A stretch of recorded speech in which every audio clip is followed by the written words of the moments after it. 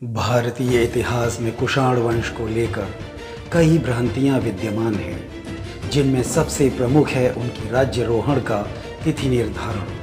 कई इतिहासकार कनिष्क के सिंहासनारूढ़ होने की तिथि 78 ईस्वी तो कुछ 127 ईस्वी से 150 ईस्वी के काल को सम्राट कनिष्क का काल मानते हैं।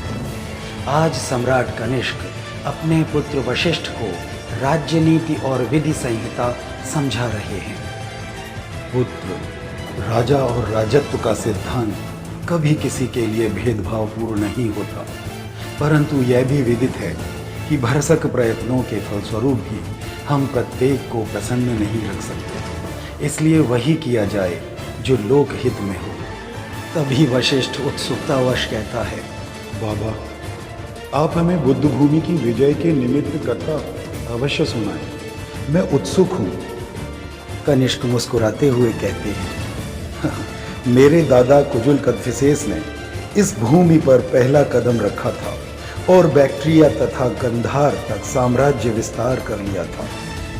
हम कुषाण यूची जनजाति की 5 शाखाओं में से एक माने जाते हैं। इसके बाद मेरे बाबा विम कदफिसेस तख्त के वारिस बने। वे दूसरे कदफिसेस कहलाते थे। उन्होंने भारतीय क्षेत्रों में अंदर तक सीमा विस्तार किया।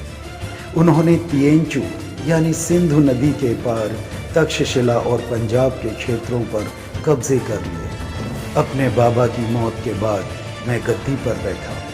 मेरा साम्राज्य सुंगलिन पर्वत के पूर्व खेतान, काशगर, यारकंद में पीली नदी के पश्चिम तक फैला हुआ था। वहाँ के चीनी राजा हान होती ने भयभीत होकर अपने 2 राजकुमारों को बंधक के रूप में मेरे दरबार में भेजा। इन दोनों राजकुमारों ने ही भारत में सर्वप्रथम आड़ू और नाशपाती के पौधे रोपे थे, जिन्हें वे अपने साथ लाए थे। यूनानियों और शकों की तरह मेरा शासन भी क्षत्रप प्रणाली पर आधारित था।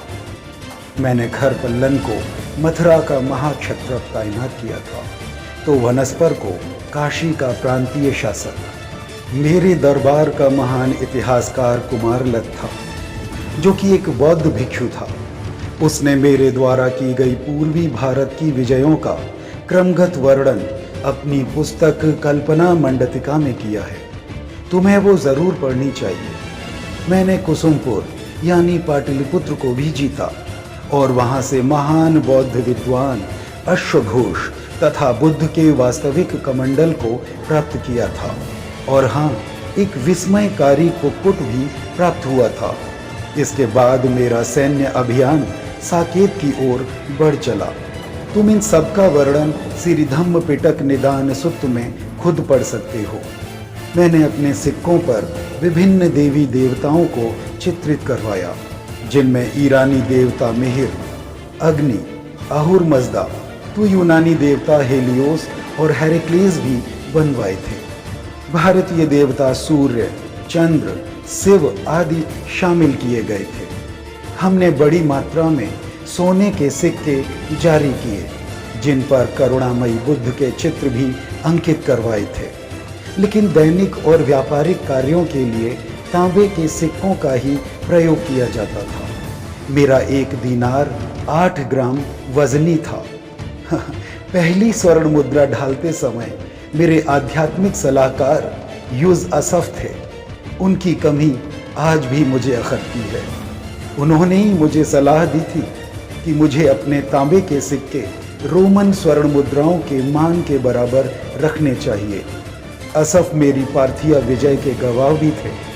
जब मैंने राजा खुसरो को घुटनों पर बैठने का आदेश दिया था, वो मैं ही था जिसने मगध से सातवाहनों के आधिपत्य को समाप्त किया और शक शासक चष्टन को परास्त किया था। तभी वशिष्ठ कनिष्क का ध्यान अश्वघोष की तरफ इंगित करते हुए पूछते हैं, बाबा, आप अश्वघोष जी से बहुत प्रभावित हुए थे। उनके कहने पर ही आपने बुद्धत्व को ग्रहण किया था और विश्व में बुद्ध की करुणा, दया तथा विज्ञान परक ज्ञान को प्रसारित करने के लिए आपने मध्य एशिया, चीन, तिब्बत तथा जापान में अपने राजकों को भेजा था। तभी कनिष्क कहते हैं, हाँ, वो एक विलक्षण व्यक्तित्व का स्वामी है। उसके मार्गदर्शन में मैंने कनिष्कपुर, पुरुषपुर, पुष्पपुर, मथुरा तथा तक्षशिला में विशाल गगनचुंबी तथा रत्नों से जड़ित स्तूप बनवाए थे। और हाँ, मैंने पार्श्व के कहने पर चतुर्थ बौद्ध संगीत आयोजित करवाई थी। अश्वघोष उसका संरक्षक और उपाध्यक्ष था, जबकि वसुमित्र अध्यक्ष था।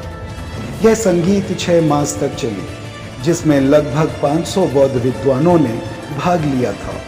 मेरा राजधर्म भी बौद्ध धर्म ही था, इसलिए मैंने इसे राष्ट्र धर्म बनाने के लिए कई प्रयास किए, जिनमें सबसे महत्वपूर्ण था रेशम मार्ग को बुद्ध मार्ग के रूप में परिवर्तित करना। बौद्ध धर्म के विवादास्पद सिद्धांतों का निर्णय करने के उद्देश्य से ही कश्मीर के कुंडलवन विहार में चतुर्थ बौद्ध संगीत आयोजित करवाई गई। सम्मेलन में संपूर्ण बौद्ध साहित्यों की सूक्ष्मता से जांच की गई और त्रिपिटकों पर टीकाएं लिखकर उन्हें 2 भागों में बांटा गया।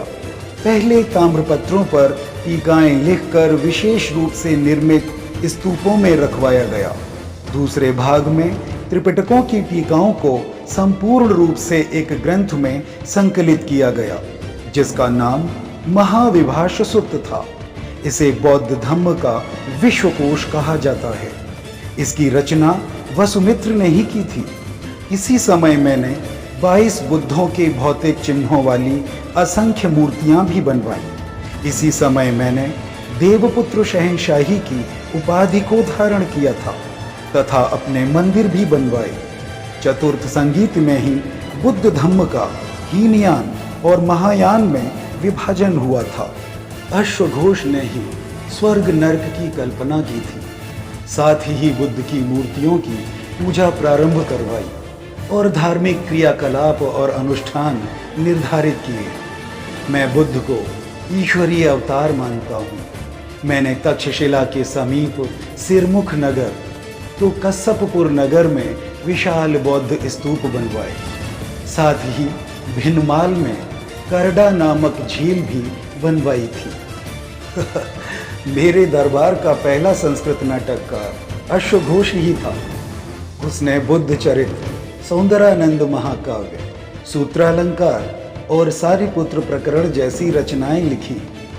वो मुझे दूसरा अशोक कहता था, जो मेरे लिए सम्मान की बात थी। इसके अतिरिक्त मेरे दरबार की शोभा बढ़ाने वाले व्यक्तियों में शून्यवाद और सापेक्षता के सिद्धांत के प्रवर्तक नागार्जुन भी थे, जो कि दार्शनिक के साथ साथ वैज्ञानिक भी थे। मैं उन्हें महायान बौद्ध शाखा का प्रवर्तक मानता हूँ। माध्यमिक सूत्र पुस्तक उन्होंने ही लिखी थी। दिव्यावदान और अवदान शतक ग्रंथ भी मेरे कार्यकाल में ही लिखे गए और मेरे प्रमुख रत्नों में पार्श्व, अश्वघोष, वसुमित्र, नागार्जुन, चरक, सुश्रुत और मठरा आदि शामिल थे। चरक मेरे राज्य वैद्य भी थे। ओह, मैं मंथर का नाम लेना तो भूल ही गया। वो मेरा एक विश्वास पात्र मंत्री था, जो प्रसिद्ध राजनीतिकार, रणनीतिकार और कुशाग्र बुद्धि का था। यूनानी अभियंता आगिसिलस मेरे दरबार की शोभा बढ़ाता था।